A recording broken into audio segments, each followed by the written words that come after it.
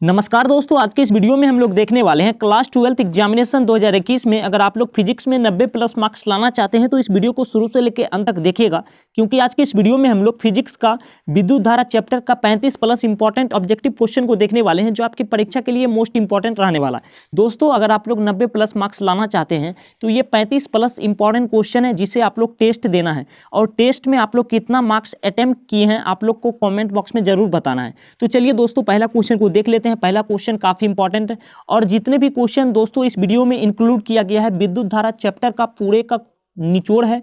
35 question जो है आप लोगों के लिए काफी इंपॉर्टेंट है।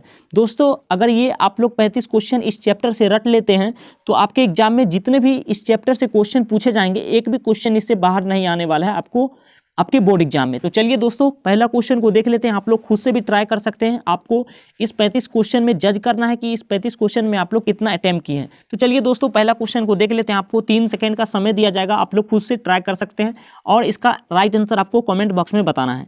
पहला क्वेश्चन है दोस्तों, काफी इंपॉर्टेंट क्वेश्चन है, आपके प्रीवियस ईयर्स के एग्जाम में काफी बार पूछा गया प्रश्न। हीट स्टोन ब्रिज से मापा जाता है। तो दोस्तों आपको याद रखना है, उच्च तथा निम्न प्रतिरोध मापा जाता है। किससे? हीट स्टोन ब्रिज से मापा जाता है उच्च प्रतिरोध तथा निम्न प्रतिरोध। मोस्ट इंपॉर्टेंट क्वेश्चन रहने वाला है दोस्तों। इस क्वेश्चन पे आप लोग डबल स्टार लगा लीजिए, आपके परीक्षा के लिए काफी इंपॉर्टेंट रहने वाला है। नेक्स्ट क्वेश्चन को देख लेते हैं। नेक्स्ट क्वेश्चन काफी इंपॉर्टेंट है, वीवीआई क्वेश्चन है, आप लोग डबल स्टार लगा लीजिए। विद्युतीय परिपथ के किसी बिंदु पर सभी धाराओं का बीजीय गणितीय योग डैश होता है। तो आपको याद रखना है दोस्तों, विद्युतीय परिपथ में किसी बिंदु पर सभी धाराओं का बीजीय योग बीजगणितीय योग क्या होता है? शून्य होता है। क्या हो जाएगा? शून्य होता है। ऑप्शन नंबर ए इसका करेक्ट आंसर हो जाएगा, आपको याद रखना है। नेक्स्ट क्वेश्चन को देख लेते हैं दोस्तों। नेक्स्ट क्वेश्चन है, किरचॉफ का नियम निम्नलिखित में से किसका परिणाम है? किरचॉफ का नियम निम्नलिखित में से किसका परिणाम है, आपको बताना है। तो दोस्तों आपको याद रखना है विद्युत क्षेत्र का संरक्षण सिद्धांत। क्या हो जाएगा? विद्युत क्षेत्र का संरक्षण सिद्धांत करके आपको याद रखना है, काफी इंपॉर्टेंट है। नेक्स्ट क्वेश्चन हो जाएगा दोस्तों। नेक्स्ट क्वेश्चन काफी इंपॉर्टेंट है, चालक के अंदर इलेक्ट्रॉन की गति होती है। ऐसे प्रकार इसी तरह आपके परीक्षा में दोस्तों क्वेश्चन पूछे जाते हैं। तो चालक के अंदर इलेक्ट्रॉन की गति कैसी होती है दोस्तों? आपको याद रखना है कैसी होती है? अपमंदित। क्या हो जाएगा? अपसरित होती है। ऑप्शन नंबर सी इसका राइट आंसर हो जाएगा। चालक के अंदर इलेक्ट्रॉन की गति कैसी होती है? अपसरित। मोस्ट इंपॉर्टेंट है, आपको याद रखना है। नेक्स्ट क्वेश्चन को देख लेते हैं। नेक्स्ट क्वेश्चन है आपका, किसी विभव मापी की सुग्राहिता बढ़ाने के लिए डैश को बढ़ाना चाहिए। तो आपको याद रखना है दोस्तों, किसी विभव मापी की सुग्राहिता को बढ़ाने के लिए इसकी धारा को घटाना चाहिए। क्या हो जाएगा? इसकी धारा को घटाना चाहिए। ऑप्शन नंबर ए इसका करेक्ट आंसर हो जाएगा। आप लोग इस क्वेश्चन पे डबल स्टार लगा लीजिए, आपके परीक्षा में पूछा गया प्रश्न और पूछा जा सकता है। नेक्स्ट क्वेश्चन है दोस्तों, चालकता का एसआई मात्रक है। तो दोस्तों चालकता का एसआई मात्रक हो जाएगा 1/ओम मीटर। क्या हो जाएगा? 1/ओम मीटर करके आपको याद रखना है, आपके परीक्षा में पूछा गया प्रश्न है और पूछा जा सकता है। नेक्स्ट क्वेश्चन है दोस्तों, दो सेलों को जिसके विद्युत वाहक बल E1 और E2 है तथा आंतरिक प्रतिरोध R1 और R2 है, समांतर क्रम में जोड़ दिया गया है। तो दोस्तों पूछ रहा है आपसे कि समतुल्य विद्युत वाहक बल क्या होगा। तो दोस्तों आपको याद रखना है, इसका जो राइट आंसर हो जाएगा E1 इंटू R2 प्लस हो जाएगा E2 R1 बटे क्या हो जाएगा दोस्तों? R1 प्लस R2 करके आपको याद रखना है दोस्तों, काफी इंपॉर्टेंट है।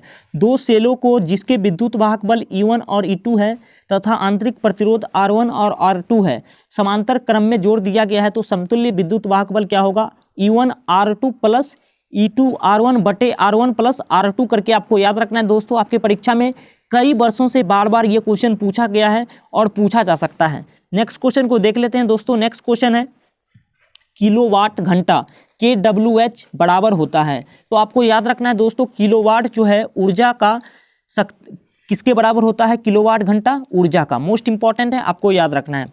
नेक्स्ट क्वेश्चन को देख लेते हैं। ऑप्शन नंबर बी इसका राइट आंसर हो जाएगा। नेक्स्ट क्वेश्चन को देख लेते हैं। नेक्स्ट क्वेश्चन है, इलेक्ट्रॉन वोल्ट द्वारा मापा जाता है। तो आपको याद रखना है दोस्तों, इलेक्ट्रॉन वोल्ट जो है ऊर्जा से मापा जाता है, काफी इंपॉर्टेंट है। ऑप्शन नंबर सी इसका राइट आंसर हो जाएगा। नेक्स्ट क्वेश्चन को देख लेते हैं। नेक्स्ट क्वेश्चन है, विद्युत वाहक बल की बीमा है। आपको बताना है विद्युत वाहक बल का डायमेंशन पूछ रहा है, आपको याद रखना है। नेक्स्ट क्वेश्चन हो जाएगा दोस्तों, विद्युत वाहक बल का बीमा है। विद्युत वाहक बल का डायमेंशन आपसे पूछ रहा है, काफी इंपॉर्टेंट क्वेश्चन है दोस्तों। तो सिंपल सा आपको याद रखना है, I−1 T−1 3 करके आपको याद रखना है। ऑप्शन नंबर सी इसका राइट आंसर हो जाएगा। I−1 स्क्वायर टी इनवर्स 3 करके आपको याद रखना है। विद्युत वाहक बल का डायमेंशन क्या हो जाएगा, आपको याद रखना है। नेक्स्ट क्वेश्चन हो जाएगा दोस्तों, नेक्स्ट क्वेश्चन काफी इंपॉर्टेंट है, एम्पियर घंटा मात्रक है। तो एम्पियर घंटा मात्रक है दोस्तों आवेश का, क्या हो जाएगा, ऑप्शन नंबर सी इसका राइट आंसर हो जाएगा। नेक्स्ट क्वेश्चन हो जाएगा, विद्युत परिपथ की शक्ति होती है। तो दोस्तों आपको याद रखना है V²/R करके आपको याद रखना है, ऑप्शन नंबर सी इसका राइट आंसर हो जाएगा। नेक्स्ट क्वेश्चन है, विशिष्ट चालकता का एसआई मात्रक है। तो आपको याद रखना है दोस्तों, विशिष्ट चालकता का एसआई मात्रक 1/ओम मीटर करके आपको याद रखना है, 1/ओम मीटर। ऑप्शन नंबर डी इसका राइट आंसर हो जाएगा। नेक्स्ट क्वेश्चन है दोस्तों, प्रतिरोध का मात्रक है। तो प्रतिरोध का मात्रक हो जाएगा दोस्तों ओम। ओम करके आपको याद रखना है, काफी इंपॉर्टेंट है, ऑप्शन नंबर ए इसका राइट आंसर हो जाएगा। नेक्स्ट क्वेश्चन है, सेल का विद्युत वाहक बल माप की जाती है। तो आपको याद रखना है गैल्वेनोमीटर से, क्या हो जाएगा, सेल का विद्युत वाहक बल की माप की जाती है गैल्वेनोमीटर से करके आपको याद रखना है, काफी इंपॉर्टेंट है। नेक्स्ट क्वेश्चन को देख लेते हैं। नेक्स्ट है आपका, विद्युत परिपथ की शक्ति होती है V²/R करके आपको याद रखना है, काफी इंपॉर्टेंट है। नेक्स्ट क्वेश्चन को देख लेते हैं, किसी धातु पर ताप बढ़ने पर उसका प्रतिरोध में डैश होता है। किसी धातु का ताप बढ़ाने पर उसका प्रतिरोध में डैश बदलाव आता है, आपको बताना है। तो सिंपल सा आपको याद रखना है, किसी धातु पर ताप बढ़ाने पर उसका रेजिस्टेंस बढ़ता है, आपको याद रखना है इंक्रीज होता है। नेक्स्ट क्वेश्चन को देख लेते हैं दोस्तों, हीट स्टोन ब्रिज का व्यवहार किया जाता है।